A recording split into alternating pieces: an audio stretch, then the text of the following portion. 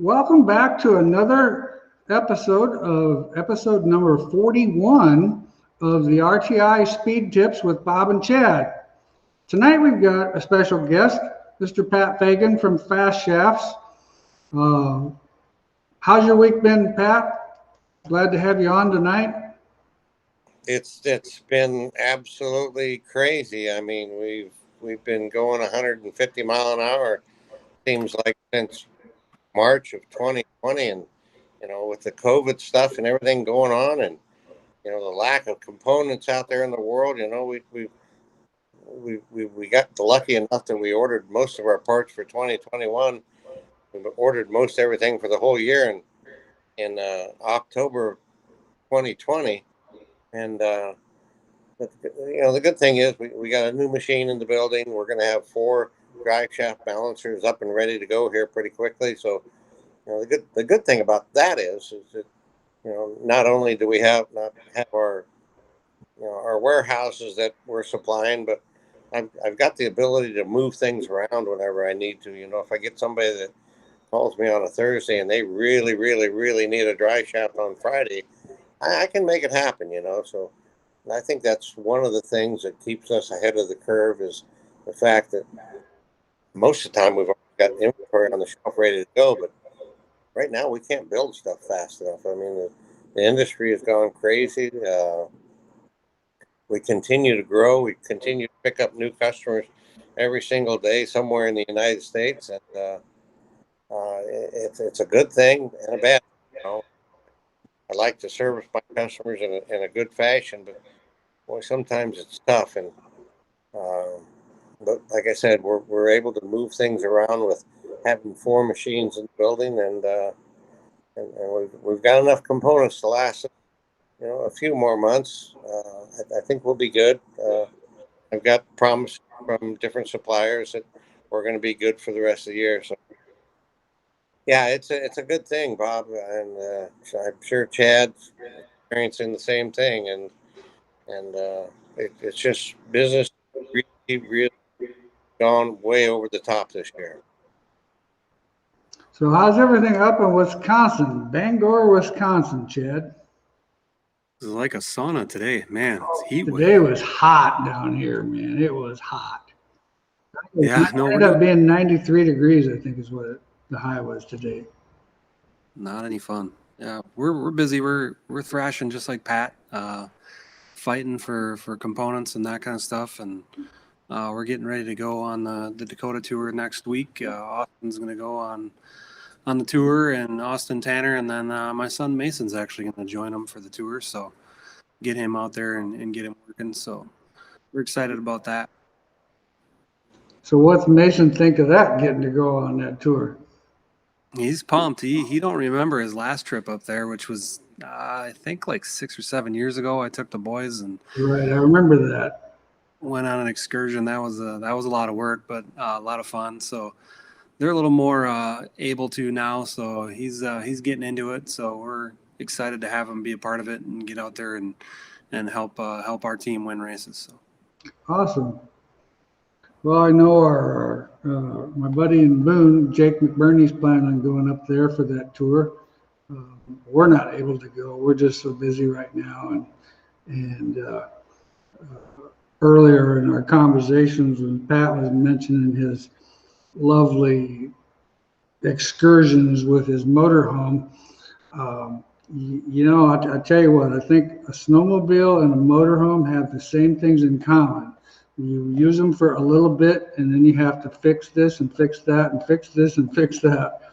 And we went up on that Minnesota tour, had a great time. I mean, it was a lot of fun. It was really cool. We got to see a lot of people that watch the show, people coming up to me all the time talking about the show and stuff like that. So that was exciting.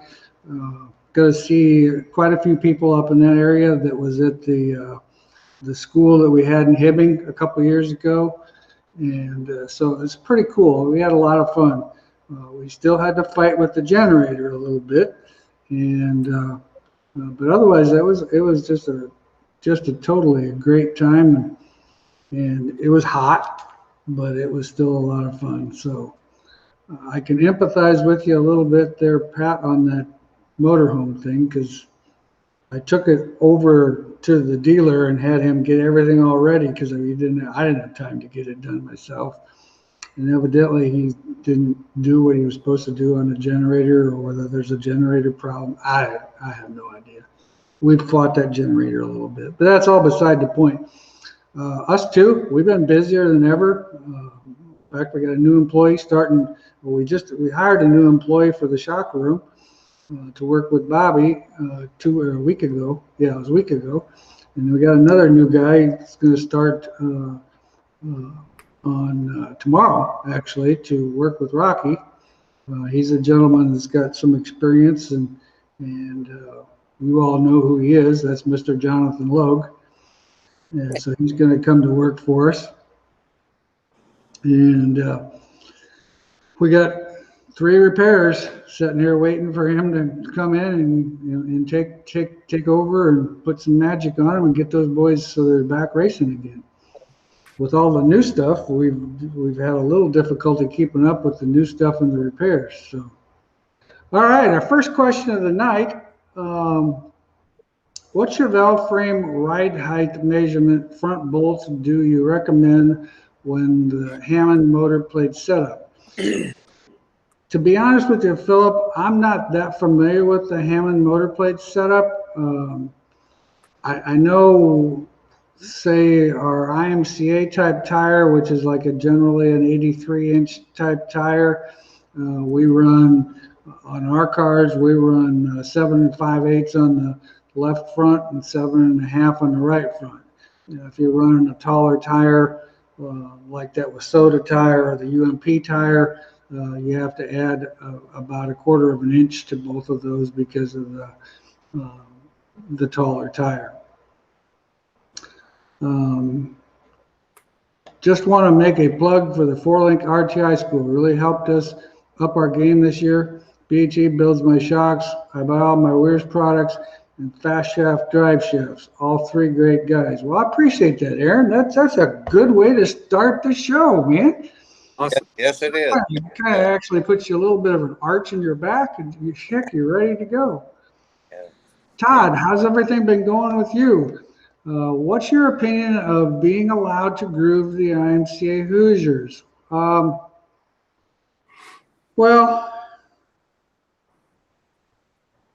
you know, I don't think it's a bad thing. I mean, I don't know what options they really had due to the tire shortage. They had to do something to try to get a little bit more life out of that tire.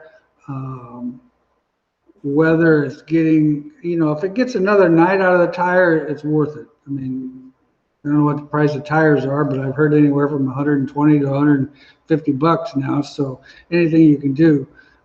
But grooving them, basically, I don't say I would do a lot of extra grooving. I would just open up the lines on the tire. And the biggest advantage that I can see, that very outside edge, opening that outside edge up kind of makes that tire actually seem a little bit wider. And I felt that definitely helped some side bite things. We played a lot with that stuff up north last week, and I felt that really helped the tire. I've seen all kinds of different grooving patterns. The way the racetracks were, there wasn't a tremendous amount of passing, so it's hard for me to say this is exactly the way to groove it, but it just makes sense. Those 2 that go all the way around the tire, opening them up to get a little bit more side bite of that tire, I think it's a pretty good idea. Philip, what are your thoughts on setting caster camber at full hike or attitude? Well, the problem with setting all that stuff,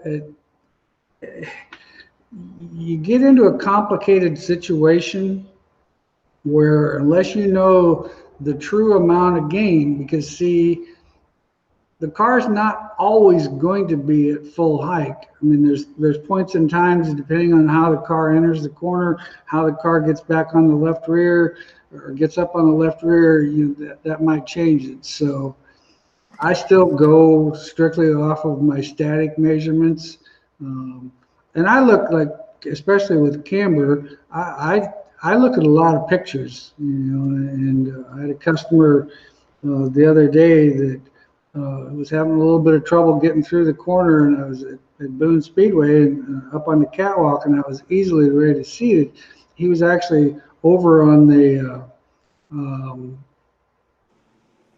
anyway, he was over on the right front, and it was kind of rolling the sidewall over. So I told him he needed to increase the camber a little bit, and it actually improved the handling of his car because the sidewall is not going to give you any side bite. Plus, when it rolls over on the sidewall, you're taking traction out of the car. It's just not working the way it's supposed to do. So that's kind of what I recommend, static numbers, but I really pay a lot of attention to pictures. Ryan's got one for you, Pat. He says, Pat Fagan, has that jerk David Baldwin gave you any grief here lately?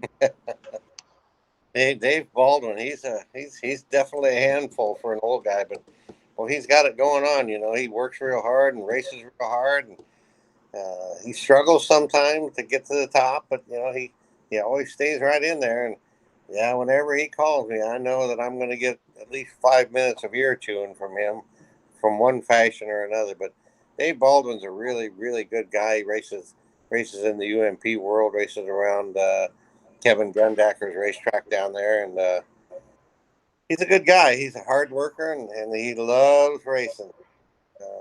Yeah, he's a handful, definitely. Stefan, a metric hobby stock. If you go from a 15-inch left rear spring and a 12-inch right rear spring and put a 1-inch taller spring in the rear with the same we're going to shut a fan off here. Our blower just turned on. But anyway, 1-inch taller spring in the rear with the same rating on both sides, what effect will that have on the car?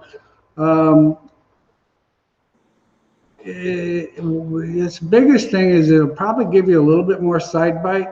The taller spring is going to make that car, it's going to have a little bit higher spring table. The back of the car is going to be up a little bit more. It's looking to try to get more bar angle out of the stock four-link. Well, I think it's a good idea. I mean, as long as you don't have any body rules that where you're going to be, too high in the back of the car or whatever, I think it's a great idea. I would definitely recommend it. Hi, Chad. I've heard you say that you will run longer right side four-link bars on the right. You would like to run longer right side bars. I assume that would be both rods, but can you elaborate on that and what effect it would have? So the longer rods generally make the car tighter. The longer arm, when it's going through its roll steer change from the center of the corner off, just slows that transition through the middle of the corner and slows down the suspension cage. So it kind of makes the car a little bit lazier, so you can probably add spring rate and drive the tire into the racetrack, but it's just to calm that right rear and slow everything down just a little bit to give you some more right rear feel. Ryan, hammer down heat. The front end felt a little bouncy on entry, maybe into the middle of the corner. More compression, less rebound. What are the thoughts on a Midwest Modified? If it's a little bit on the bouncy side getting into the corner, I'd probably go both. A little bit more compression and a little bit more rebound so that you just get more wheel control. That would be my recommendation, because a lot of times what the bounce actually comes from is not enough rebound, to be honest with you, because the coil spring, you have to kind of remember those povo sticks that we used to have as a kid. In fact, my granddaughter, she can go a whole block around her house on a povo stick. But the thing of it is that spring, when it's trying to release, it needs more control, and that's what actually causes the bounce a lot of times. So I'd highly recommend a little more compression, but I'd probably go more rebound, a couple of valve numbers more. Jared, what's a good starting point for dynamic roll steer on a 4-link rear suspension? Well, what I always recommend as far as the dynamic, and of course, when I'm talking dynamic, I'm talking the left rear. I always like to see that upper rod when you jack up underneath the seat to the point where the tire is almost off the ground. I let it back down a little bit so the tire still has some compression to it, and still like to see that bar in that 45 to 48 degrees. I know some guys have went more than that. I get a little nervous when you start getting past that 50-degree range, because then all of a sudden it's going to start to be kind of that povo stick thing. You're going to kind of get more of a solid point rather than working the car to try to go forward. Aaron, I've been noticing more modifieds in my area, leaning more to the left lately. When I set my ride heights and scale my car and then install my shocks, leans a little to the right. Is there something to be gained by running a softer right front spring and then lowering the left side and raising the right side? No, not at all. What's happening is these guys that looks like the cars are leaning more to the left, they're running that real soft left rear spring, 50 pounds, 75 pounds, 80 pounds, 100-pound spring. So when the car gets up on the bars, their dynamic is still set to probably where yours is more than likely. It's just they can actually run their body rules a little bit higher to go through tech, and when the car is out on the racetrack, their left rear quarter panel is up in the air more, and that's caused by running that softer left rear spring. Right rear spring on my GRT Sport Mod, should it be straight up and down at ride height? As per IMCA rules, that is correct, Mike. It definitely needs to be straight up and down.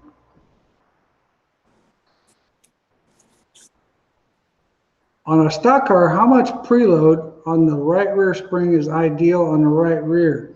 Currently, I only have 250 pounds with a scale weight of 700 and that on that tire. That seems too low to me. I don't know if that's really too low. I would have to say that 250 to 300 pound range is going to be pretty good with a 700 pound, because you got to remember the amount of load on that spring in relationship to where your scale's measuring from the center of the tire. If you measure in from the center of the tire into your coil spring, more than likely I'm guessing, but I bet it's going to be 12 inches. And when you go with that ratio, I don't think you're all that far out of the ball game there, because if you start getting too stiff that far inboard, I'm afraid the car is going to be more sensitive in that situation. So I don't think you're out of the ball game. I think you're pretty close. Steven, what would cause a right front to shudder and cause a push on a smooth, slick racetrack? Too much load. We have a 500-pound spring in it, and it's a Sport Mod. Well, that's a great question. You guys got any ideas? Could be a camber problem. Could be a number of things. Yeah, it could be. I mean, there's so many things that it could be. It could very well possibly be a brake situation, because more than likely, if you're getting into the corner, and you're putting more front brake into the car to kind of keep the tail underneath you, it's very possible that that could be causing it too. 500-pound spring, that's pretty normal nowadays for a Sport Mod. Air pressure. And the camber is definitely, if you have a little too much camber or not enough camber, if the car's riding on the outside, if the car's running on the sidewall, that could definitely do it too. So, maybe it needs a little more camber. once again, back to like I talked about a little while ago, pictures, man. Having people look at that car on the outside of the racetrack, from the outside, watching where that tire is so key, or your camera guy can be a huge help. I'm on a 100-pound left rear spring now, so maybe my rear ride height is too high. Well, it's possible, Aaron. That's, I mean, I would still tend to want to run my left side heights higher if possible than my right side, so that this, the centers of everything, it's going to roll. If the left side's lower than the right side, it's going to make it harder to roll to the right. If the left side's up higher, it's kind of like, if this table was tilted and it would roll easier with it being tilted. So in my opinion, I still think that's the case. But some of those guys are even, like I said, there's guys out there running 50-pound springs. And they're really lazy on the left rear. So one thing about which we forgot about or didn't mention it, but the 30th annual Harris Clash, 29 days, and our good buddy Pat from Fast Shafts is upping his sponsorship, and we're putting in an extra $1,000 to the Sport Mod purse. It's going to raise the win from $1,200 to $1,500 to win, and then we split it pretty much down even. It's going to make it $100 to start. So, boy, I really appreciate that, Pat. Talk about the other part of the sponsorship that you do. Tell everybody what that is. Well, if I remember right, I think, isn't it, if you start 10th and you work your way up to win, right? Get, a bunch of money there too. I think what is it, $100 position or something like that, Bob, or is it 50? I think it's $50 a position, because it ended up being like if you started 10th and win that thing, you'd win an extra $500 compliments of Fast Shaft racing products, drive shafts, driveline equipment. And then you also have a hard charge or a fast time. That's right. Fast time in the Sport Mod and fast time in the modified. Whoever has the fastest time of the night gets $250. Yeah. So greatly appreciate it. Pat's been a longtime sponsor of the Harris Clash for years. I don't actually remember how many years, but I would say it's been at least 20. First came on board with the sponsoring the trophies, and then has continually added to it over the years, and of course appreciates all you guys' support. And it's nice to see people like Pat and Chad here that take care of you guys and helping on something like this to give back. So it's all kind of what we started the Harris Clash all was about originally, was to give back to the racer and make a race that was a special race for everybody. And so I was pretty excited when Pat offered to put in an extra $100 or extra $1,000 in the Sport Mod purse. That's going to make that, like I said, it's going to make that a lot better for those guys, and so we're excited about that. Yeah, we've got a lot of good customers in the IMCA world, and I've always said that I truly believe that my involvement with IMCA has really helped my business, kept me involved, and we keep trying to give back a little bit more time, But this Harris Clash, what is it? The longest single night running event in the history of IMCA? Yeah, it's the longest single day event and we're next to the longest, which of course is the Super Nationals, which has been the longest, but it's the longest single day event in IMCA's history. 30 years hard for me to believe that I was 37 years old when I first started this deal. Holy cow, where the years have went. Well, I can actually show you where the years went, but It's been a real good event, and it's really cool that you've carried on the Harris name, and you've sponsored and put on this event every year, and you keep making it better and better and better. And the racetrack that you're having it at now, I don't think there's, I mean, there's a lot of good racetracks. Don't get me wrong, but the Queensland family at at Deer Creek Speedway. I mean, that's a really, really cool venue to have it at. I think it's centrally located where you can draw people in the IMCA world from just about everywhere, and it's really a really neat event. yeah. And of course, Chad is going to be our Race of Champions sponsor again. And that's another exciting event because, of course, you have to have been a champion of the event to be able to be in this. And it's $1,000 to the winner and $100 to start. This year, it looks like we're going to have 13 guys. We've got 2 guys that moved up from the IMCA Sport Mod ranks that were past Sport Mod champions. And of course, if you're a past Sport Mod champion and move up to the modified division, you're still a champion, so you're in that show. And it's just a cool event. I mean, it's 12 laps for $1,000. And I can't thank Chad enough, and I really appreciate your involvement with that deal. And it's just a fun deal. I mean, being able to honor those guys that have won that event, that's all what that's about for me. It's just so cool. Okay, IMCA stock car, stop and go racetrack, quarter mile. I struggle trying to run the bottom. If I pick up the throttle, too quickly, it tends to lose the nose. Any suggestions?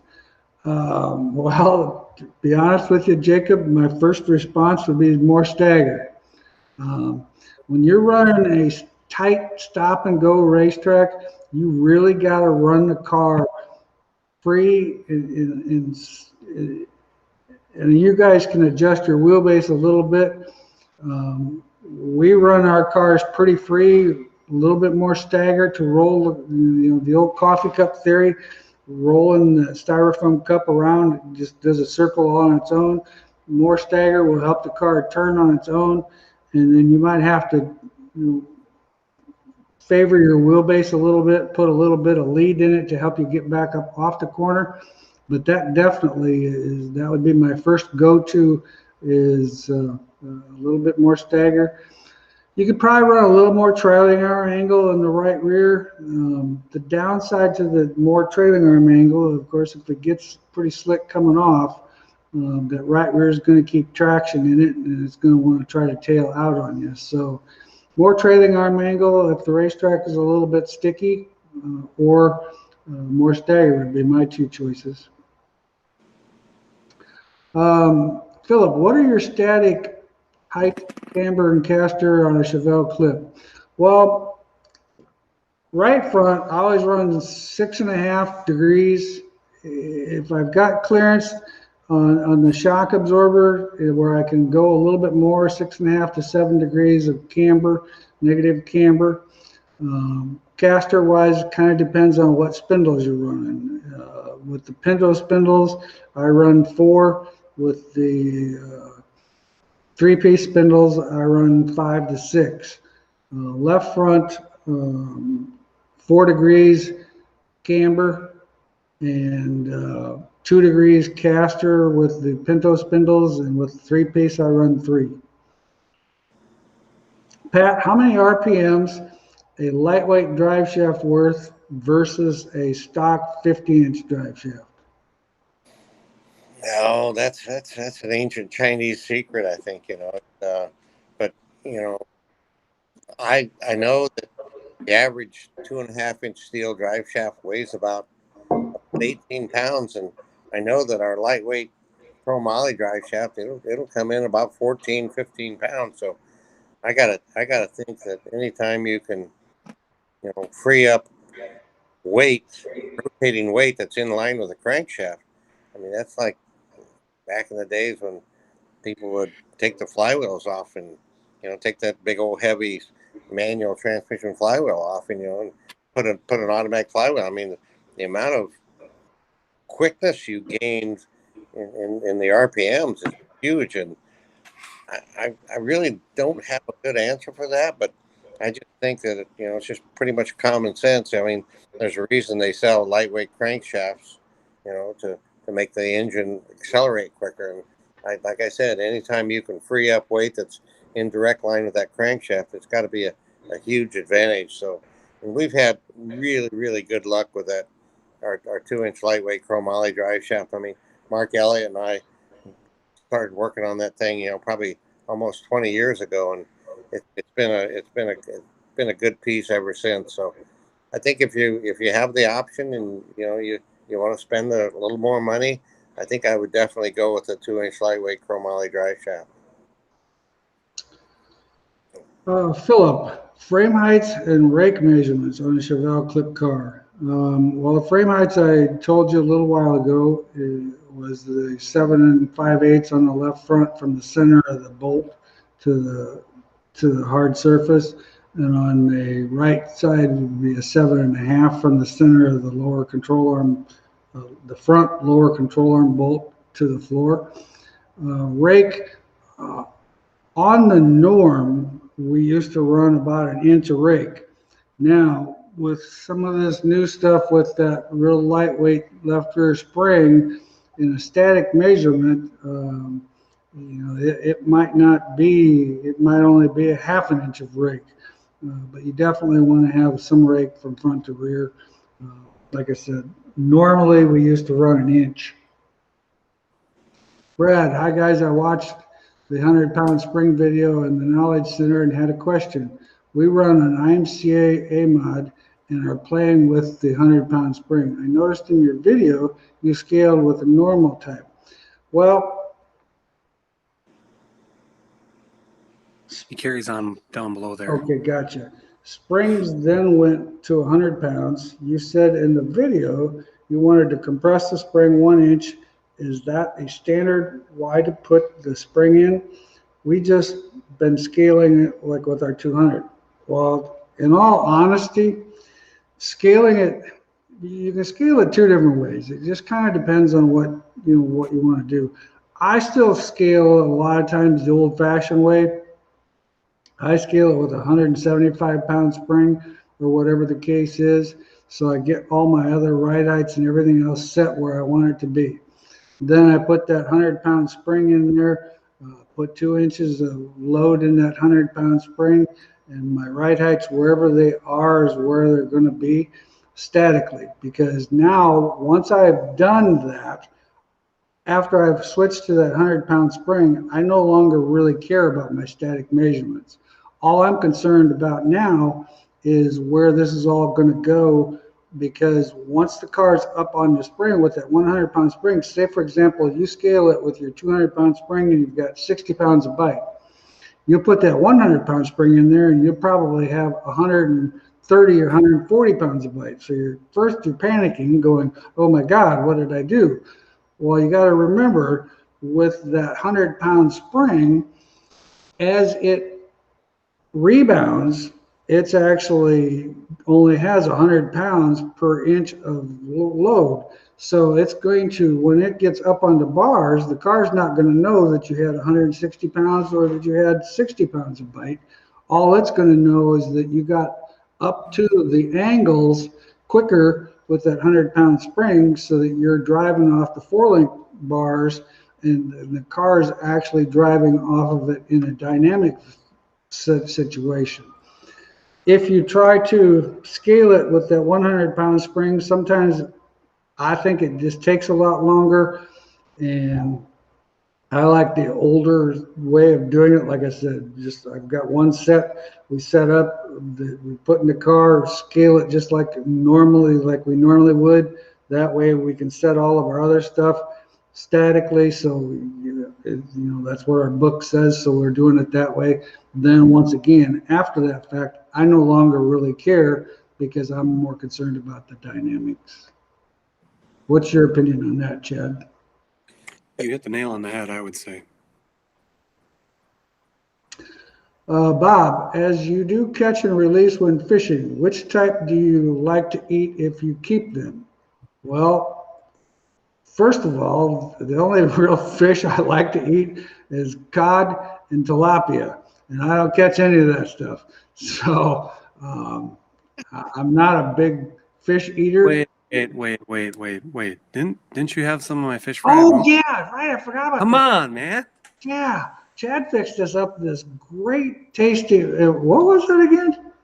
It was bluegill and crappie. Bluegill, yeah, bluegill and crappie. Yeah, I forgot about that. But that's a Chad fishing story, not a Bob fishing story. But anyway, that's beside the point. I enjoyed the fish that Chad cooked at the Super Nationals last year was fantastic. But when I'm fishing, I do catch and release. Um, Short story. Well, my son-in-law and I went out Thursday night and I caught a 3-pound walleye, first walleye I've ever caught in my life. That was pretty exciting. So yeah, That's the big eating.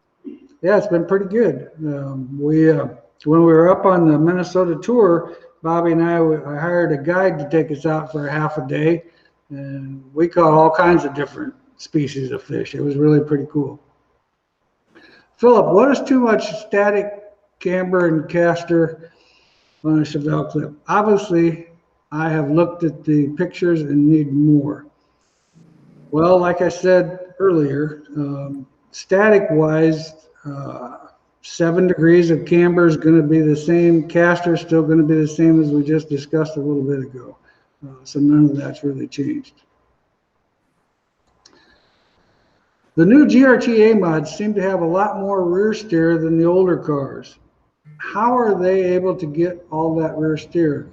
Complete different attitude than the older cars in the area. Blake, I really think it has a lot to do with the fact that we're really dealing more with not that it's not necessarily the age of the car, but the new cars get over on the right front more. Their front ends are designed a little bit differently. So there's quite a bit of difference in the front end design. So it does get on the right front more, which in turn gets the car up on the left rear more, which creates more rear steer. I think the location of some of the bars are a little bit different, but not really that much different that would create anything there. I'd have to say it's more, to be honest with you, it's more the new style front ends. I mean, like our new sport mod style front end, we had 5 or 6 guys with the new 2020 cars or the 2021 cars won last weekend with our new BHE 3-piece spindle design. GRT's got their new 3-piece spindle design. It works very well. I think it's the front end that's actually helping those cars more than it's in the back of the car. And of course, the difference in the springs and, some of the older cars, maybe you're still running this stiffer left rear rather than the softer left rear. Hey, Bob, one of the things we might throw into that is as the cars get up on the bars more and the rear end's moving forward a lot more, a lot of guys are, knocking the rear seals out of the transmissions because they got so much travel in the rear end. And, the way that we've combated that is we're offering a little bit longer slip yoke now. Instead of the average, 6 inches of seal surface, it's got a slip yoke of 7 inches of seal. When you're setting it right height, you actually have 4 inches of yoke hanging out, and you'll still have 3 inches inside the.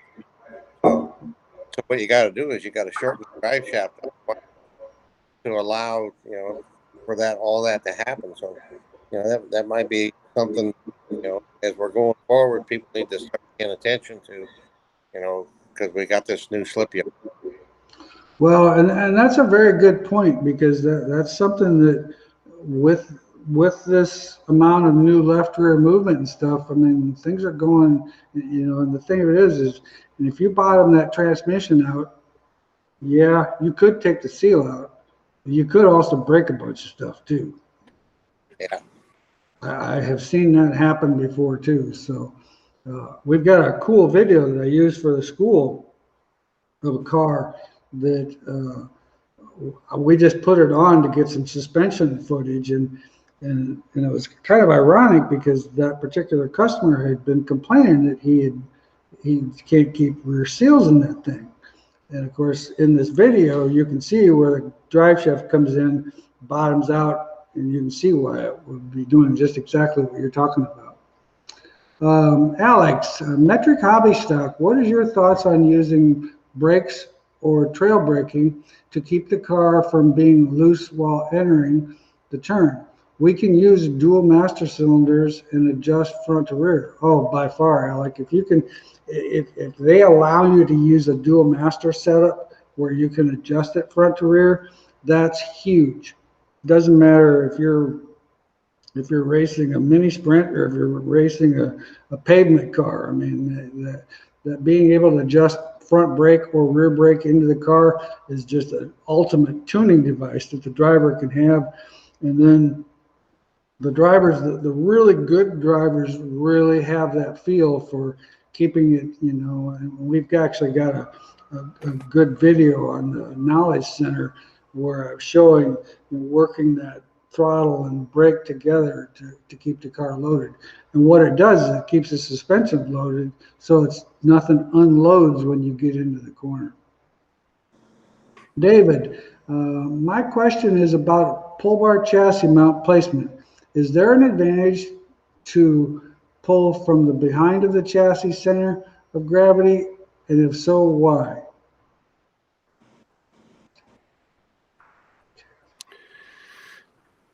Well, that's a good question. I'm not completely sure do you understand the question, Chad? Well, it'd probably be a really short pull bar. You're behind the center of gravity, so it'd be a short pull bar. So you'd have a lot of instant traction, but you wouldn't have any longevity traction. I think sure. I think Yep. like the center of gravity of the car. The farther you move that back, i.e., the more of the car you're going to pick up when you pull, the more traction it's going to have. But being the arm is so short, it's going to lose that faster because it changes the ratio so quick. So I think more instant traction, you're going to get killed down the straightaway, in my opinion. Yeah, I would think, in my opinion, I agree with Chad 100%, and I'm glad you interpreted that question that way. I wasn't thinking correctly there. But the longer bar, like I said, I still like that in that neighborhood of 28 to 30 inches. When we had the 24-inch bars, the cars had really good traction, instant traction.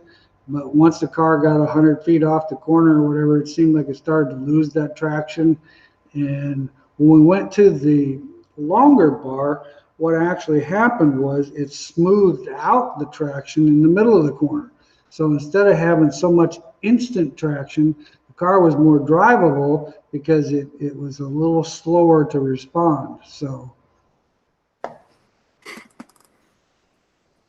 Philip, thank you. I was following from, and I didn't have enough pictures on the racetrack. I've been struggling. Well, I'll tell you what, like I said, if you can get pictures or if you can have video cameras or whatever, somebody watching from the outside of that thing, it's a big help. No doubt about that.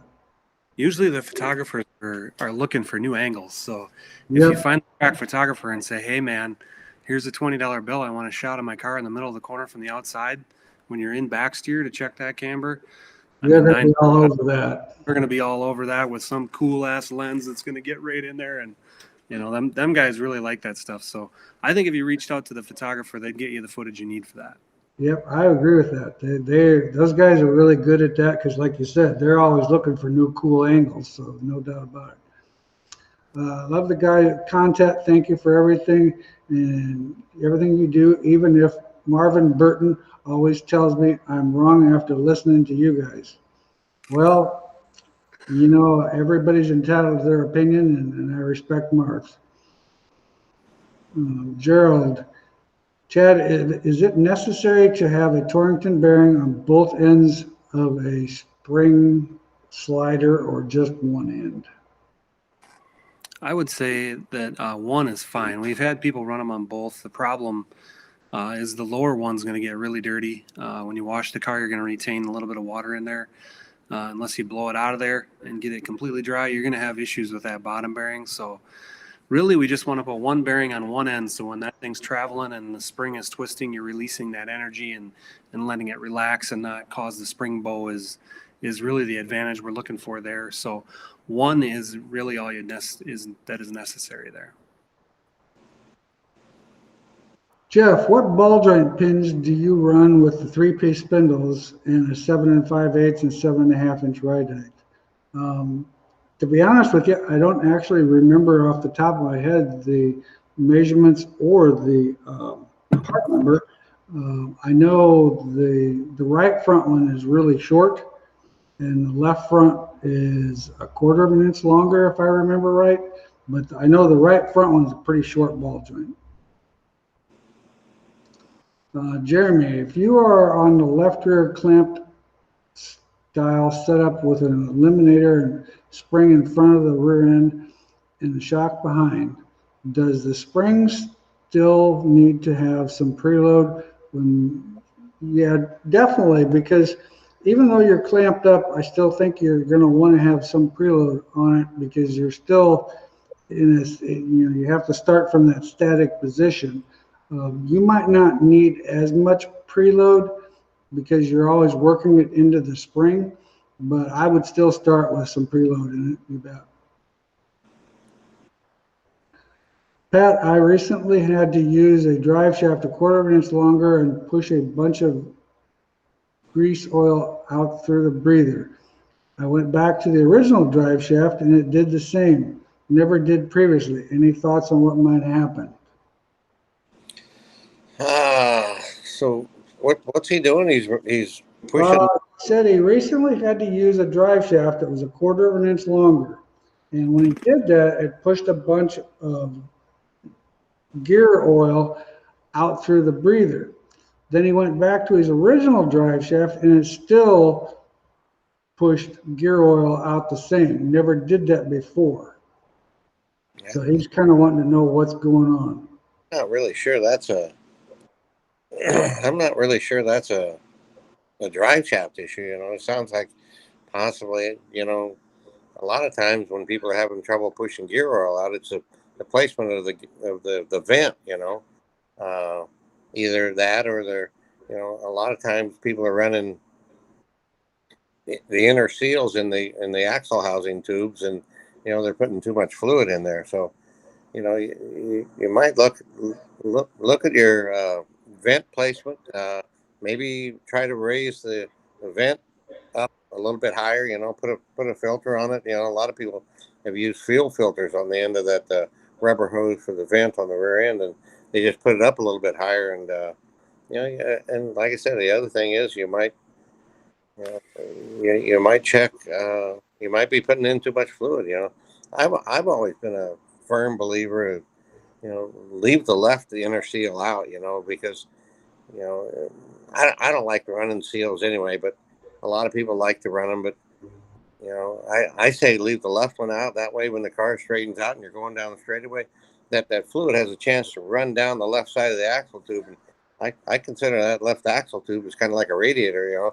It helps keep things cooler, and just a better deal. You can run a little bit more fluid, and gives more breathing room for it. So it's either the inner axle seals are causing a problem or your vent. I really don't think it's a drive shaft issue, because I don't think drive shaft is going to have anything with the heat inside the rear end.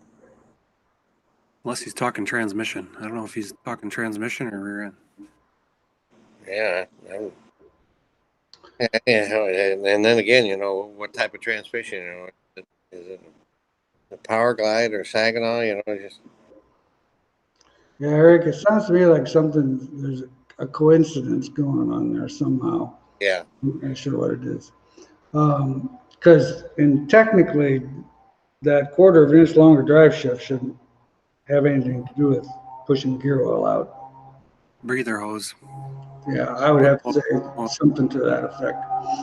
Jeff, in what situation would you raise the right upper bar on the cage? I'll let you take that one, Chad. Well, if you're talking just raising just the back of it on the cage, that's gonna tighten the car up because you're gonna take drive angle away. It's gonna slow the cage down. Probably gonna have to add spring rate to get into the corner. A more popular thing would be to just raise the bar on the front and the back, raising both the top and lowering the bottom. So it kind of depends on the situation, but taking angle out of the right rear bar is going to tighten it center off. Yeah. Okay. Transmission is a Saginaw. Probably breather right on it. If you got the breather screwed right on the tranny, you probably need to buy a 128B from Weir's Machine off the transmission with a little hose, probably. Yeah. And the other thing, the Saginaw transmissions, a lot of the times these Saginaw transmissions, the average slip yoke's only going to go in about 3.5 inches, because of the line stops.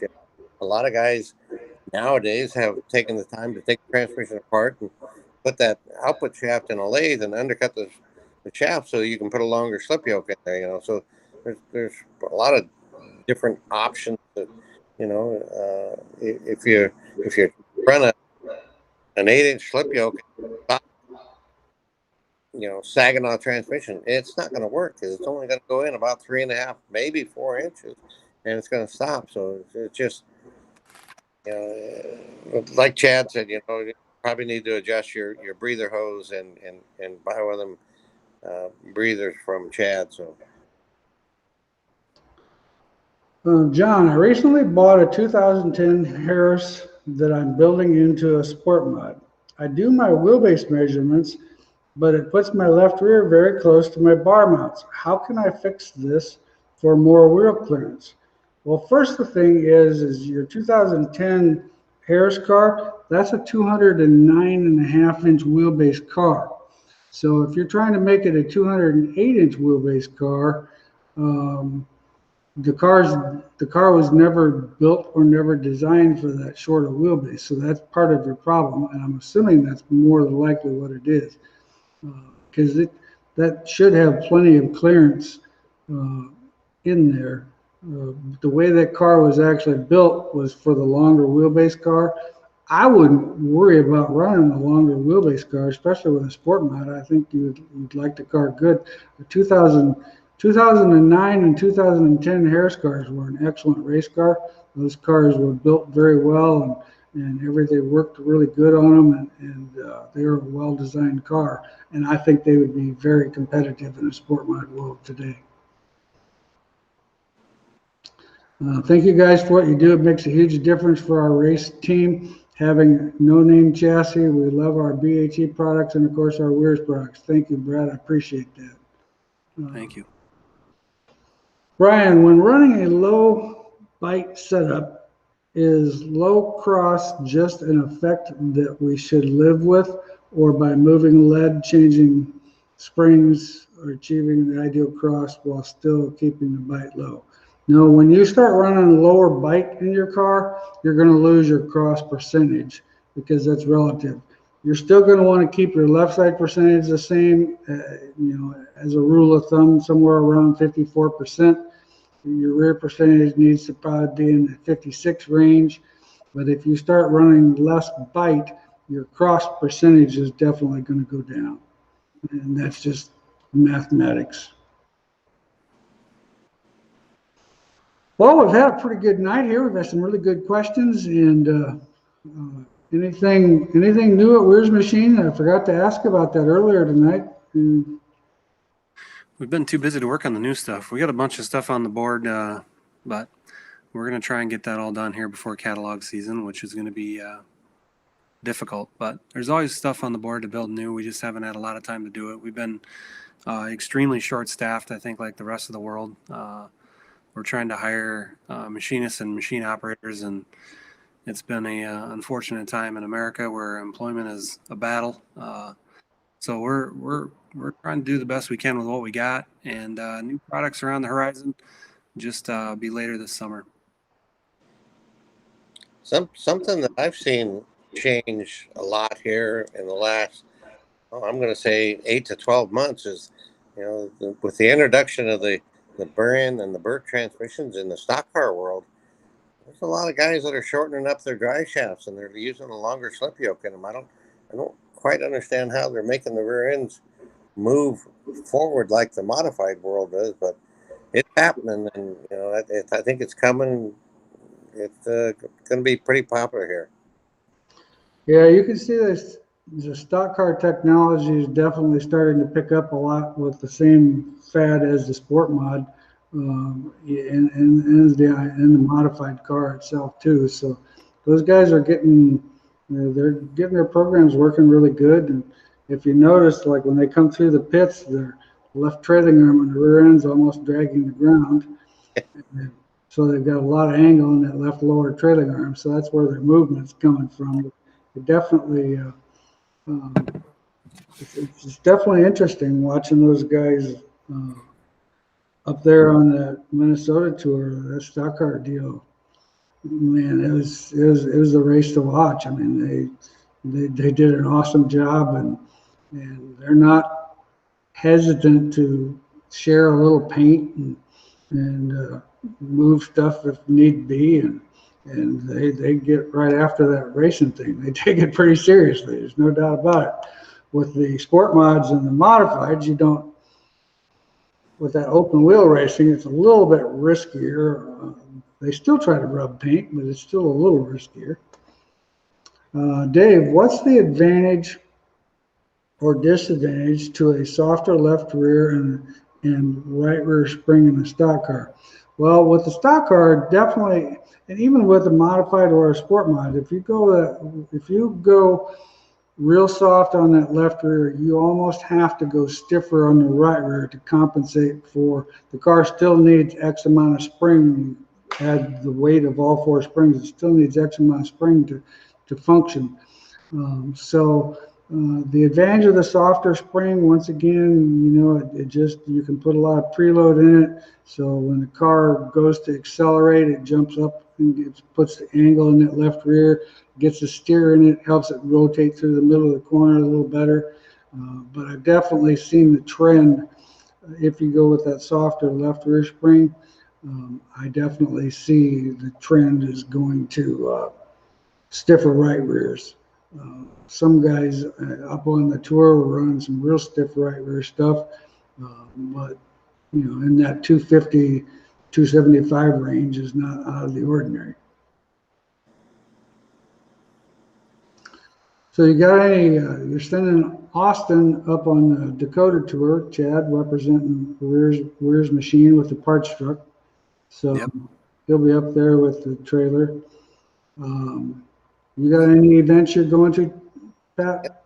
It's just about impossible to go anywhere. I mean, the Harris Clash is probably going to be one of my first outings for the year. I mean, I did a little Webster City deal one night, but it's just so hard. I mean, we can't build product fast enough to put stuff in my trailer, because if I do that, then I'm not going to be taking care of the customers. It's just I just can't find a balancing point of me being gone and putting product in the trailer. It's just crazy. I don't know how Chad's going to fill up that great big trailer that he just bought, but God bless you. Oh, we're working hard. We're going to be a little short on a few things, but definitely it's been a balancing act. We're in that trailer. We should park the trailer right by the shipping lanes the way we're in it on a daily basis. Yeah. Trying to keep things rolling out the door, but every day is a new adventure is what I used to say. And now I'm shortening it up to like every 12 minutes is a new adventure here, because you never know what you're going to run out of, and you're going to be in a situation, and we're battling material, we're battling components, we're battling people. It's been awesome. I'm not complaining at all, because I would rather be busy than standing around, but we are, like you say, we're tremendously blessed to be in an industry that supports us. And we're doing the best we can with what we got, I guess, is what we're all trying to say, right? We're trying to keep it going out the door and keep our customers, winning races is what our goal is. So, That's but we right. feel we need to be there on the tour to support them, and if you want to send us some drive shafts to have, or you got a dealer out there, I'm assuming that's going to be stocked up. Yeah. But it's been a balancing act for sure. Yeah. Yeah, no doubt about that. Okay, it's 8 o'clock. I appreciate you guys coming on tonight. It's been an excellent show, and thank you all for being part of our show again. Episode number 41. We'll see everybody, and let's see, today's the 5th, so 14 days from now will be the 19th.